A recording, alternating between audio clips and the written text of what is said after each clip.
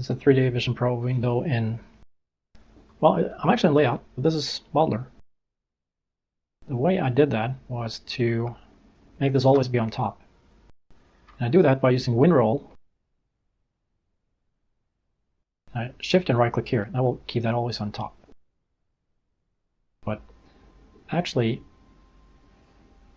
it doesn't quite work, because when you're here, you jump to modeler, you touch this one again, it jumps back to layout, so it's not really always on top. That's just the way it works. But there's one thing with WinRoll, is that you can actually roll up that window. Even though it can make this window always be on top, this is kind of like a irregular window. This window is always on top now, but for some reason layout is playing its own game. So what you do is you can right click like this to roll it up, but you'll do that to the actual layout window. So now it's on top. You can click on modeler without it disappearing. So this way you can actually do your edits in modeler. So I can undo all of those changes I made. Click here. You'll see that, oh, that's what it used to look like.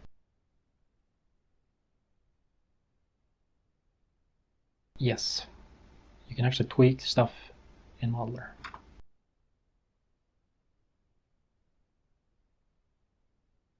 So I'll redo that.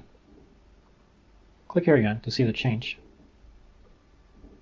You can see that it looks better. Some things I try here, I tried to,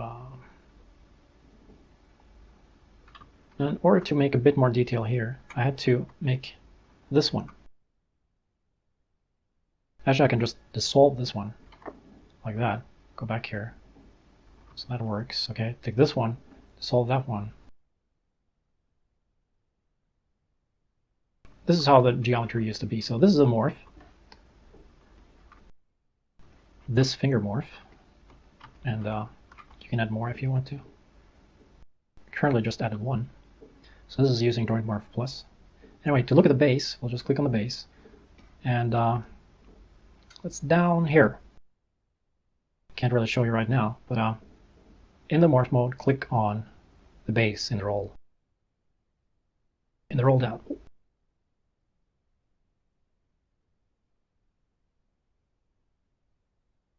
So you can see there's a change here. So let's go back to the morph. So that was only to show you really the small changes. Well, actually I'm quite pleased with this information. There's not too much more I can do. Like I said, I added some loops here. I'm not quite sure if that's the best way to add a loop, but just loop it and hit L, and that will split it. If I click here now, you'll barely see a change. Well, actually here was a change. Kind of looks like a swollen finger. Take this one, hit L, and I'll see a small change here too. Okay. So the idea is, because I added that, I can actually add more of a squeeze here. So that's what I'm going to try to do. I'm just going to take these guys here, I'm going to move them down, sort of like that, I guess, and click here, see what happens. Actually, that was not quite what I wanted. But hey, that happens sometimes. It just this is where I should have had an auto hotkey script where I actually do a change and then it updates this window real time. Hopefully NewTek will fix this problemo shortly, and I don't have to do it.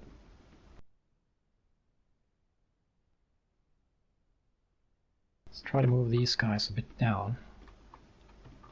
See if that helps. See what happens. No. I don't think so. So like I kind of got to go the other way around. This one, go that way. Again, auto hotkey would have made this better, much better. Okay, so you can see that there's some change. Okay, so this one looks a bit swollen.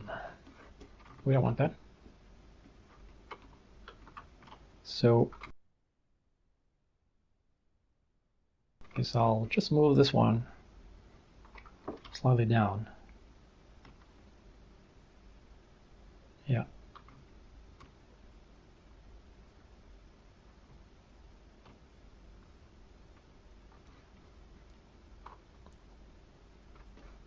That's not that bad.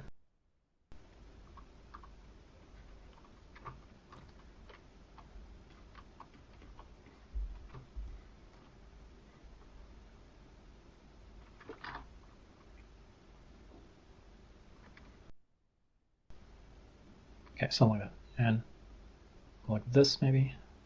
Oops. My video recorder is happy today. That was a bit too much. Okay. But I think that's pretty good. I think so.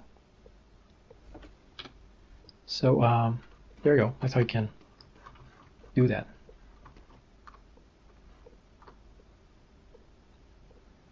Anything else?